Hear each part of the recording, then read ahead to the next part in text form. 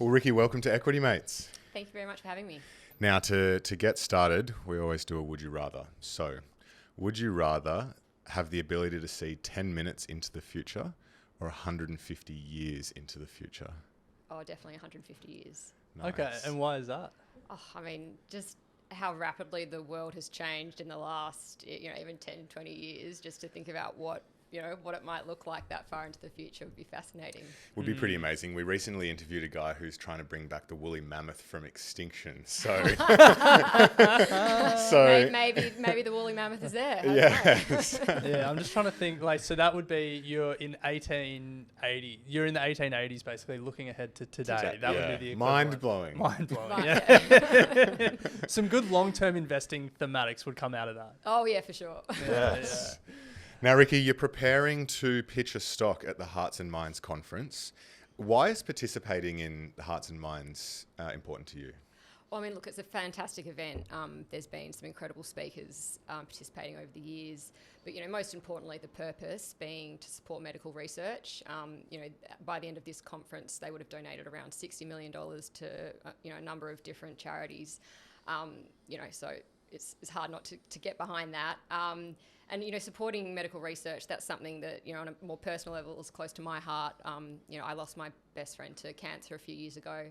It's something that I'm, certainly very invested in personally. And also biotech and healthcare, that's one of the sectors that I'm responsible for in the IFM Small Caps Fund. That's a space we actively participate in. So lots of interest on a few different fronts. It's fascinating.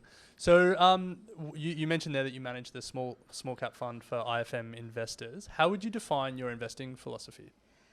I suppose my investment philosophy would be, over the long term, I think that the market will price a company fairly. Its share price will over time reflect its fundamental value. But in the meantime, there are going to be points where, there's a dislocation between value that the market's ascribing and the true fundamental of the stock. And, that could be macro factors, non-fundamental market factors. But essentially, what we're trying to work out is what is the intrinsic value of a company, and sort of our process builds up to that. Understanding, what we're investing in, what is the business, what sector does it operate in, what's its competitive position, how does it plan to grow, and understanding management's strategy. Do we think that they are capable of executing that strategy? All these things sort of filter into arriving at that sort of view of what real value is for a stock. And then I guess that turns that long term, over the long term, the market will reflect fair value, but in the short term, there's opportunities to find. That is all turned on its head when we talk about the Hearts and Minds conference, because you're given a 12-month time horizon. So how's that different to your normal process, and how have you been approaching this pitch? Yeah, I mean, as you say, we're generally taking a longer-term view. If we're buying a stock, our plan would be to hold it for longer than 12 months. Of course, things can change in a 12-month period, both positive and negative. So, you have to be prepared to react accordingly. But yeah, look, being locked into a 12-month window is a challenge. Again, macro factors, other exogenous shocks, the thesis even just taking longer to sort of play out, and for the market to sort of appreciate, what you see in the stock. So, we consider all of those things obviously when we're investing in a company in our fund, but we can be patient, and so we're prepared to ride that out. I've got stocks in the portfolio that I've owned, since inception of the fund or since the company IPO'd. I might own more or less of them at any point in time, but they're sort of long-term holdings. That's sort of what we aim to do. So if it's on, I suppose I'm trying to think about those factors, the macro, which is so easy to pick right now. Everyone's very focused on the macro. Focused on the macro, what are the potential, out of left field things that could potentially happen? But really, I suppose, is there a catalyst? Is there a positive catalyst between now and November next year that means the market's going to re-rate the stock, or ascribe a higher value than it does today? Yeah, it's a funny one. Look, when I think about it, I would either go that way, like, is there a catalyst coming up that will see an inflection point, or you find something that's had a lot of momentum and you just say, this momentum's going to continue. Yeah. But I don't envy your choice because neither of them Thank seem you. easy. Yeah. Now, Rikki, we're hurtling towards Christmas, so it'd be good to understand how you see markets as we're closing out 2023. It feels like there's a fair bit of uncertainty going on at the moment. We had a pretty big 2021, followed by a tough 2022, and what feels like a uncertain, flat, sideways, who knows, 2023.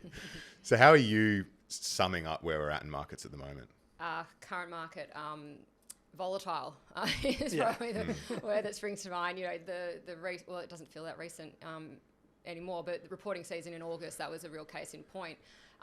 You know, there's always going to be big share price moves in reporting season. It's kind of when, you know, the macro matters less and it's more about the fundamentals. So you're always, particularly at the smaller end of the market, you know, you do get some big share price moves. But this reporting season just gone, the number of stocks with a plus or minus 10% move on the day was more than double what we normally see, Wow. which was a lot of fun. And then even some really big day 2 and 3 moves. So, you know, which is good because we're an active manager, so that, you know, the volatility creates buying opportunities. But, you know, I definitely, you know, I think that's going to continue. And yeah, as I said, you know, the market's also very macro focused. It's all about inflation. When does it come back to target levels? What does that mean for interest rates? And, you know, our view for some time, I think, has been, you know, we did think that inflation was going to be stickier than what the market thought, and interest rates were going to be higher for longer. And I think, you know, that view's getting increasingly priced in. So look, where to from here? I suppose, you know, we've had a decade of ultra low rates, you know, unprecedented injections of liquidity by central banks, you know, and that all underwrote an equities bull market. You know, it was sort of a case of rising tide lifting all boats. You know, beta was strong. I think, you know, from here though, the return outlook is more muted.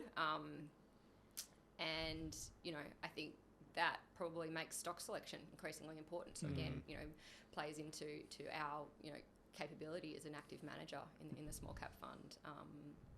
Do you guys just rub your hands together and it's like after a decade of passive just being the sort of the focus? Yeah, some of that flow coming back out. Yeah. we want to really focus on the small cap end of the market because that's where you are focused. But I guess before then, just one more question on the macro, you know, like the cost of living, inflation, interest rates, as you said, they've really been the story of 2023. It feels like the broader economy has held up okay, and there were some warning signs from retailers this reporting season that maybe this financial year's started a bit flat. And, you know, we always hear that interest rate rises take 12 to 18 months to really flow through. I guess, does IFM or do you personally have a view on sort of what the next year looks like from a macro and, you know, like, I guess, like personal cost of living, you know, consumer point of view? Yeah, well, I mean, firstly, I'll say I'm not an economist. Yeah. although every small cap manager in the market has felt like an economist in the last 12 months, I think, trying to work out. I think everyone on social media has had their turn as an economist. Yeah. Yeah, I suppose, look, you know, we have seen inflation moderate somewhat, but it is, as I said, proving stickier than anticipated and still well above where it needs to be. So interest rates, again, higher for longer, I think is what we're going to see. You know, it wasn't that long ago that, you know, some people in the market were pricing in rate cuts, you know, early calendar 24. You know, I don't see how that happens. And, you know, there's still question, you know, is the RBA, is the Fed done? You know, is there potentially one more rate hike? And again, I'm not an economist, but yeah, potentially, you know, I think there could be. But higher for longer, I think, is the where to from here. And so, you know, that is going to filter through to sort of the broader economy. And, you know, you mentioned cost of living pressures. You know, I think they're going to continue. No signs of easing. So, look, I think fears about a recession in the US and here have receded a bit. You mentioned the consumer through reporting season, and, you know, we've been surprised too as to how well the consumer has held up. I mean, what I would say there though is, you know, to your point, the impact of higher interest rates, there is a lag effect of that rolling through, and there's also, you know, fixed rate mortgages that are still to roll off. but it does feel like it's going to get tougher for the consumer, and you are hearing that from retailers, and it is softening. So, but I suppose the question is, to what extent is that priced in to retail stocks? So.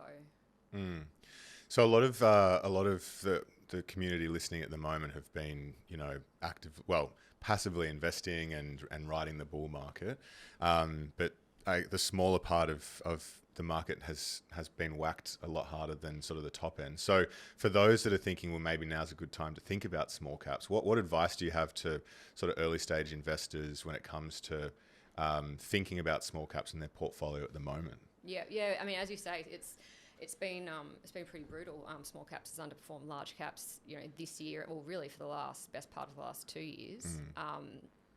And I think that that does provide an opportunity. There is the valuation differential isn't as big. I think the outlook in terms of growth for small caps is better than for large caps. Would be sort of a comment on the whole. But again, I think there's always going to be nuances. Across stocks, so I'd be you're selective about the stocks that you want to own. So it is still going to be a tough economic backdrop. So what are the stocks that have a general sort of structural growth story behind them? They can keep growing despite the prevailing macro. Those are the sort of stocks that I would be looking at. Pricing power as well. High inflationary environment. We want to get to some specific stocks, but I guess just before then, like looking at if we just keep it to Australia, because otherwise we're going to be asking you about a universe of tens of thousands of stocks. But just in Australia, a lot of people probably think the smaller end of the market is a lot of mining explorers, and then maybe a few like great tech companies that sort of come through every now and then. Give us a view on like what the small cap universe here actually looks like, and I guess if there are any sectors that you think are particularly interesting or innovative or exciting, sort of as you look at it today. Yeah, sure. So yeah, the small caps index does look pretty different to the larger end of the market. The top 100, you've got BHP, Rio, the big four banks. It's the breadth and depth of sort of sectors and businesses is much more diverse, which is why I think small caps is fascinating. You mentioned resources. That's a big part of the index. That's 25-30% of the index. So it's material, and that is a space that that is a space that we're invested in. One of my co-PMs is a geologist by background, so he just picks the eyes out of some of these smaller resources companies. I'm not going to get into resources because I'm definitely not the gun on that one. But that's a big part of the space. Consumer discretionary is probably about 20% of the index, so that covers sort of retail, media, consumer services. So again, material part of the index. REITs, people are surprised to hear that REITs is a big part of the small caps index. It's about 12%. Okay. And then you've obviously got tech in there, a bit under 10% now. Healthcare, a bit under 10%. So it's a pretty diverse group of stocks, which is why I love it. It's so interesting. Yeah. Well, let's get to some stocks. We've asked you to come in with two. There's probably many more that we'd love to dive into, and you're going to keep the gem for the Sown Hearts and Minds pitch. But let's just start with the first. If you can let us know what the company is, and then how you came across it, what it does, and then we'll dive into the thesis. Yep. Okay. So two stocks. They're polar opposites. You couldn't get more different. Nice. So I've got a biotech and a funeral services business. Okay. Oh, okay, great. Yeah. So we'll start with the funeral services business. Propel Funeral Partners. We've owned that since it IPO'd in 2017. So they're a funeral services operator with over 180 locations across Australia and New Zealand, quality portfolio of brands.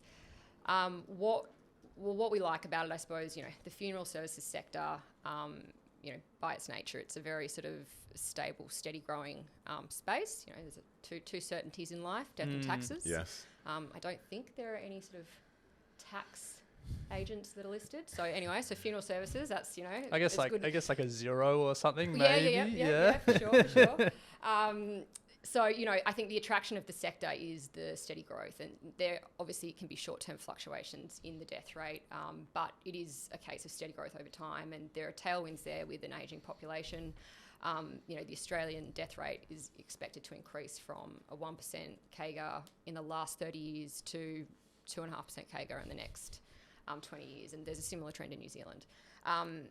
What we like about this business is it has pricing power. Average revenue per funeral grows at about 3% CAGR over the long term. Sorry to interrupt. What is the average cost revenue per funeral? So, it varies if, basic to all bells and whistles, but it can be, 4,000, 5,000. Yep. Wow. Better start saving. Hopefully not going to need it. So we like the pricing power. So you've got volume growth that should over the long term be 2.5%. On top of that, you've got price growth averaging about 3%. So that's a good underlying organic growth story right there. The funeral industry in Australia and New Zealand is very fragmented. These guys have started from one location and have done a series of acquisitions over their life to now have about 8% market share. So still very small market share. Then you've got InvoCare. I was going to ask because I feel like most people have dabbled or at least looked at InvoCare at some point. Yes. Look, it's been if you're a small cap manager that invested way back in the day, that's it's been a great investment. So they've got a bit over 20% market share, and then it's just a bunch of just small operators. Yeah, single mum and dad operators. Really? So there's a big opportunity there for Propel to come in and to acquire, and they've been very active. They've deployed, I think it's about $270 million of capital since they IPO'd on acquisitions, and they've got a great track record. They're disciplined, they're patient, they don't overpay, they're acquiring quality businesses and integrating them into the network. They do have, they've got good balance sheet capacity to continue that strategy. They generate good cash, which we like. But I think most importantly, it's a founder-led management team. Again, something that we really like, particularly in the smaller end of the market. And, you see a lot of that.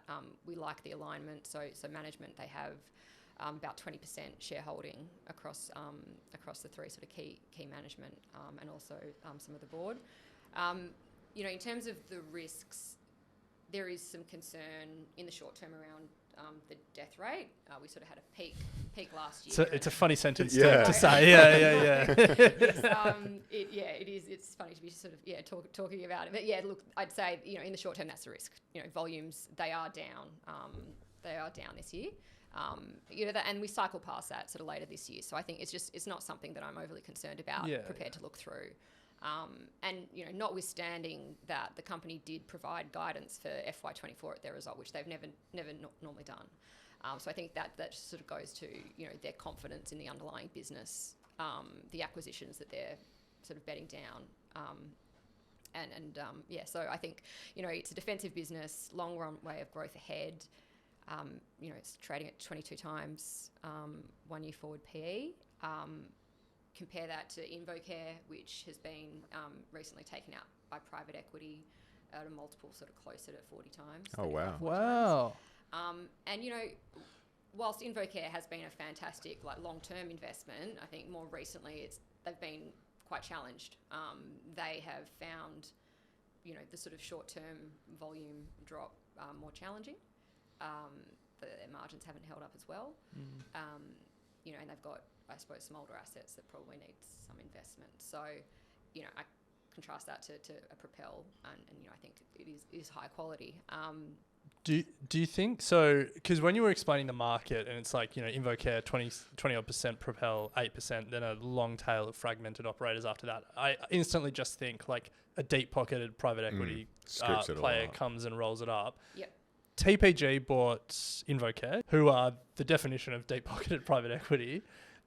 How do you think about so Propel are going to be trying to roll up, TPG are going to be trying to roll up. How do you think about what each will be willing to pay and, I guess the assertiveness of private equity? And Yeah. Well, I suppose the thing with InvoCare, and this was a part of the thesis when Propel first IPO'd, because they do have that big market share, and InvoCare is very dominant in capital cities. They actually don't have that much scope to do too much more, just from a competition perspective in a lot of their markets. Oh, you think like the ACCC would stop them? Yeah. Oh, right. So, Okay, that's I mean, interesting. not to say that they don't have acquisition opportunities, and they have, kept nibbling away over time. So I'm not saying that that's not going to be part of the strategy with InvoCare, but there's sort of less runway there. Yeah, and right. Okay. The interesting thing about Propel, I don't think they've ever been in a competitive situation against InvoCare.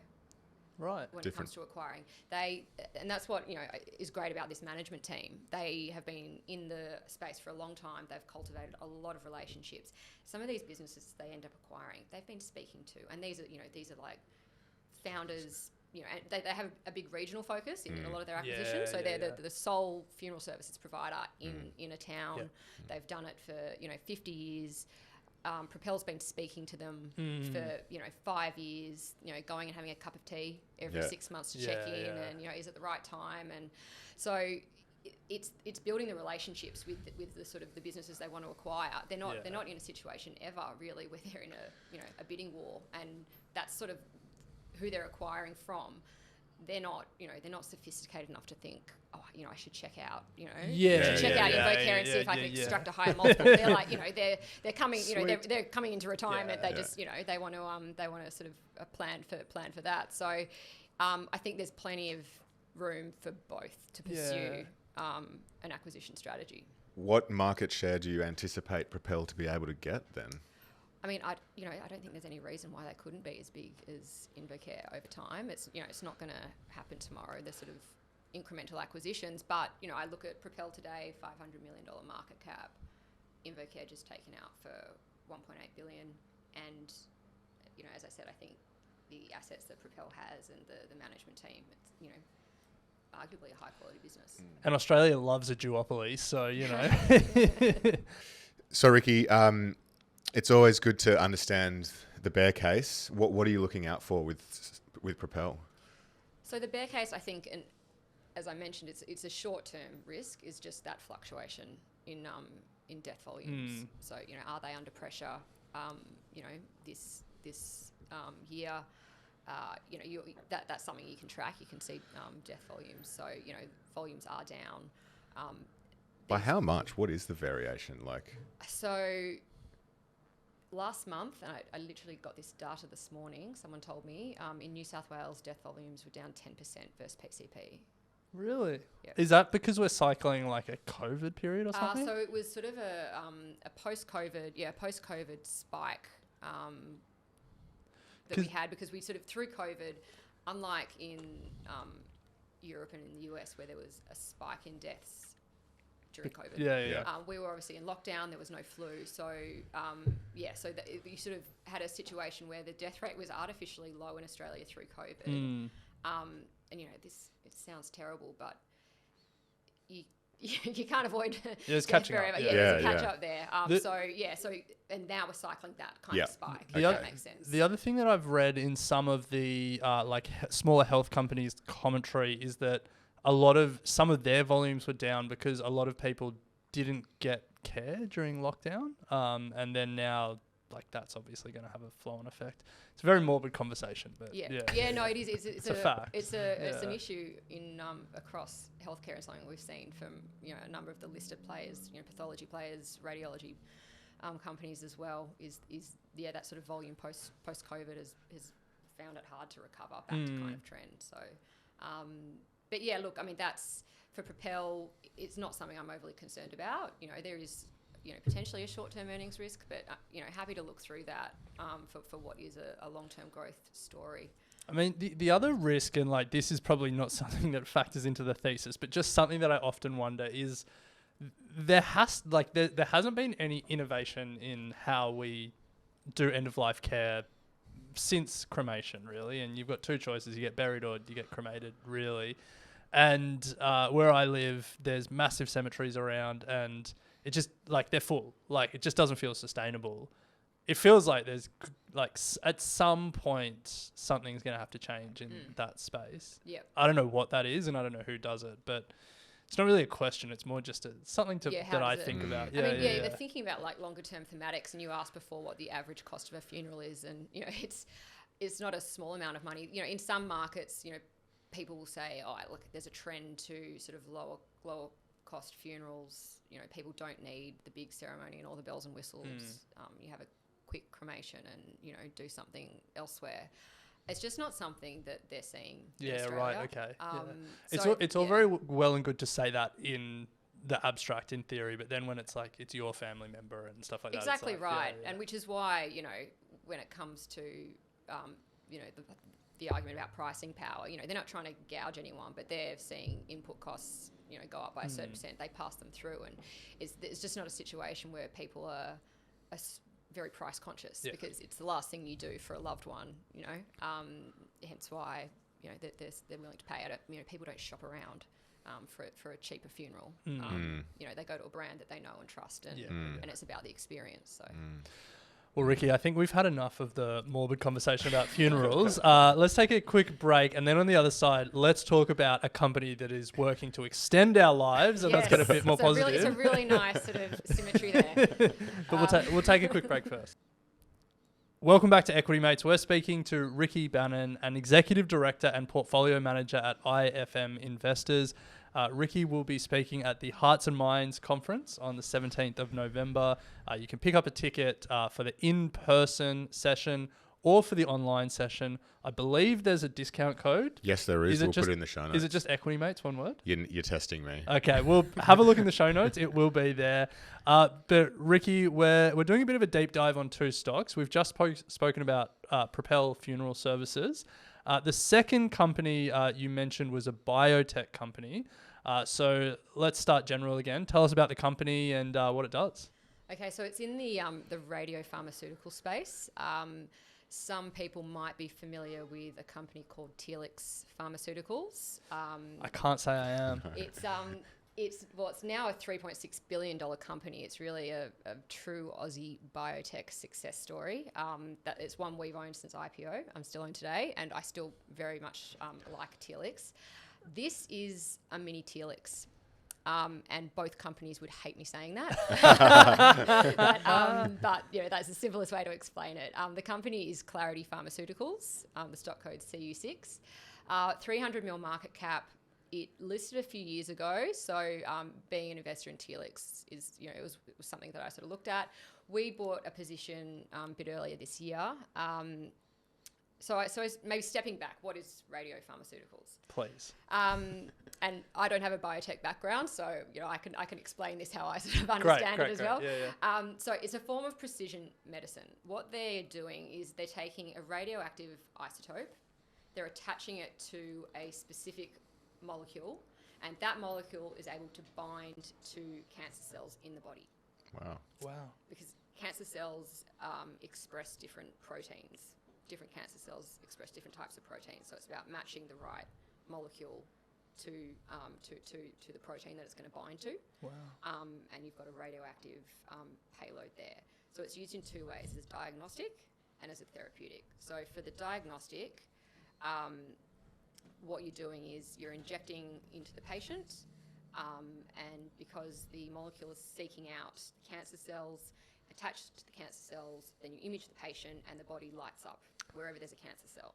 Wow. So compared to traditional methods of imaging, this is much more accurate. Wow. It's fascinating. Yeah. It's as I said, Telix is sort of an Aussie biotech success. They were second to the market with a prostate imaging product last year. The other company, Lantheus, NASDAQ listed, big US biotech, they were the first. So there's those two first to the market with prostate imaging products. So the space is getting a lot more attention. So that's on the diagnostic side. From a therapeutic perspective, it's exactly the same concept, but you're attaching a bigger radioactive payload. And so that is going into the cancer cell. It's attacking the cancer cell, impacting the tumour without impacting healthy tissue. So contrast that to what happens today with external beam radiation. If you're receiving radiation to treat cancer, that you're getting a beam of radiation, and yes, it's targeting the tumour, but it's also impacting healthy tissue on the way through. So hence why my comment earlier about it being precision medicine. So Clarity, as I said, they're a clinical stage company, so they don't have any approved products today. They've got 3 assets. They have 8 clinical trials underway, and seeking to diagnose and treat a range of cancers. So, from prostate cancer, neuroblastoma, neuroendocrine tumours, and potentially a much broader application. It's differentiated from, say, a Telix or a Lantheus in that it's using copper as a radioactive isotope for both the diagnostic and the therapeutic. And why is that important? There are a number of benefits for using copper over other isotopes. So Telix and Lantheus, they use gallium, for example, lutetium, fluorine. Copper has many benefits, being manufacturing footprint and supply chain. It also has a longer half-life, and that's important in terms of you don't have to dose the patient and image them straight away. You could dose the patient and it be next day, day 1, day 2. Where they get imaged, and that they'll still light up like a Christmas tree. If there's, Hopefully not. Hopefully not. But if there's cancer in the body, there are challenges with the current 2 products on the market in that, from a patient scheduling perspective, you've got to dose them and image them very quickly. I like Clarity because they've kind of overcome the challenges of copper. Copper's always been of interest in a medical setting, but there's been challenges being getting commercial scale supply. So Clarity's solved that. And also the issue with copper is it's not stable in the body, but they've come up with some technology where they essentially create a cage around the copper isotope to stop it leaking into the body. And they're the only ones in the world to have done it. Wow. And they own the IP on that. So it's a pretty exciting story. There's a number, as I said, they've got 8 clinical trials underway, a number of catalysts in the next 6-12 months with trial readouts. They're about to start a phase 3 trial in prostate imaging early next year, and they've got a good cash runway to fund that.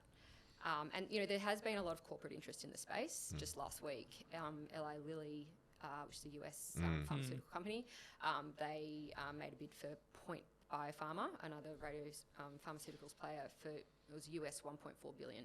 Wow.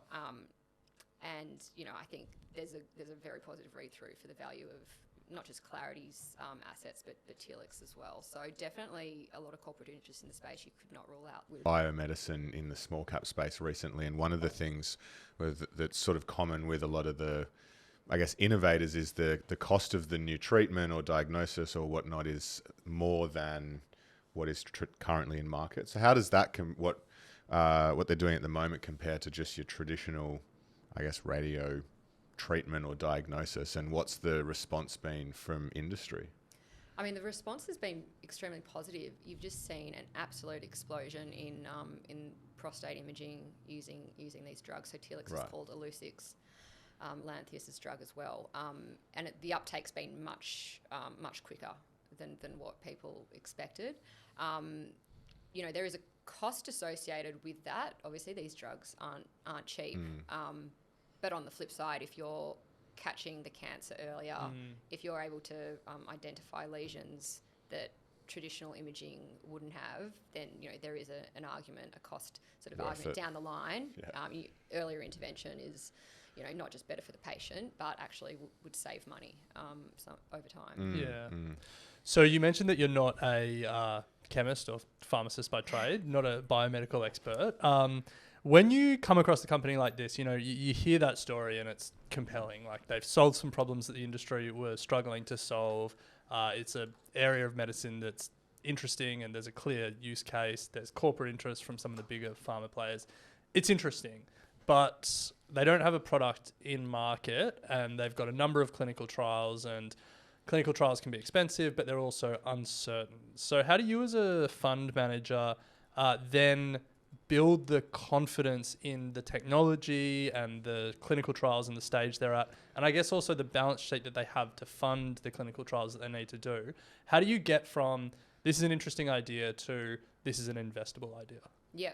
It's a really tricky one, and I suppose I would always be hesitant to get involved at too early a stage. So, that phase 1 stage where it's really just sort of in animals, no human trials, etc. That poses a greater risk. So I suppose with Clarity, having first met them sort of at the IPO and kept an eye across, the last couple of years, they've done a great job at hitting a lot of milestones, which is very rare when it comes to biotechs and clinical trials. Like they always take longer than what you expect. I think they've done a really good job of hitting all the milestones that they've said.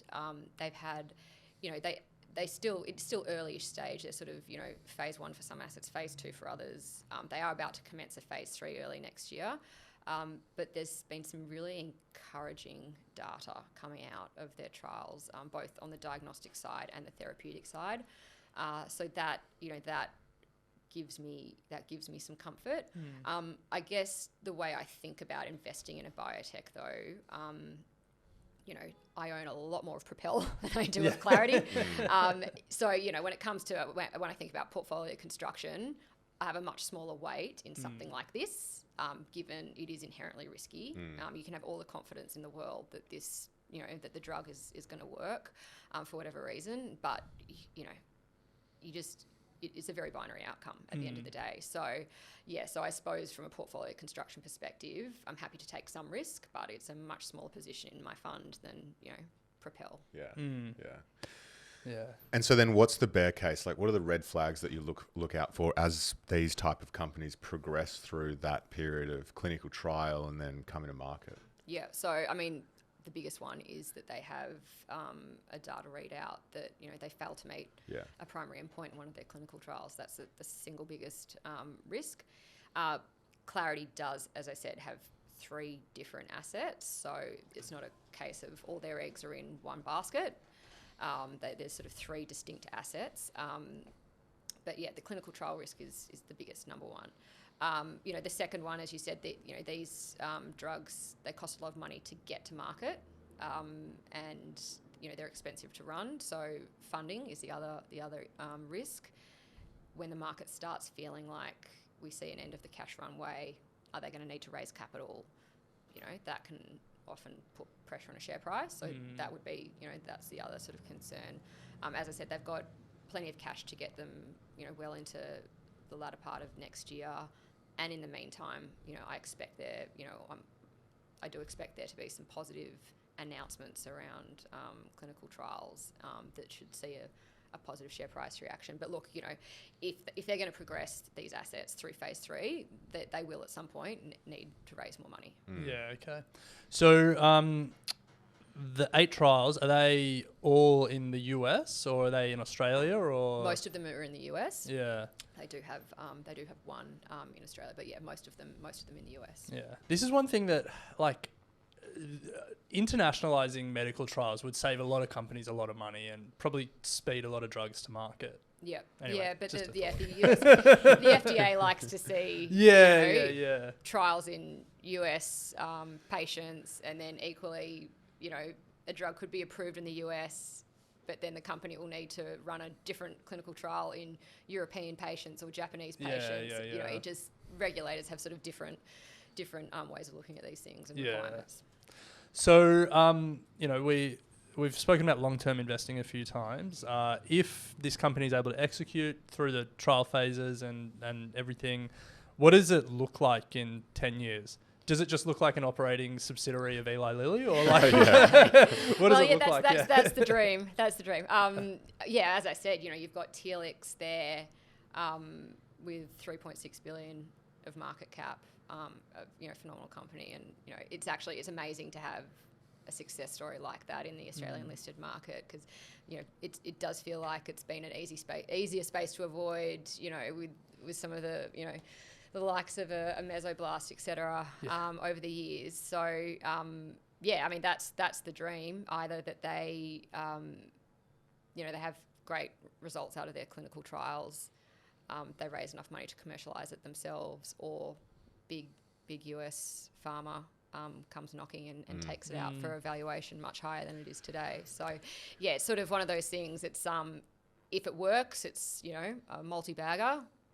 If it doesn't, it's a bit more of a binary outcome. It is. In It the is. biotech Hence space. why you think carefully about how much you'd be investing into a stock like that versus something that's more stable and long-term sort of value creation story like a Propel. Yeah.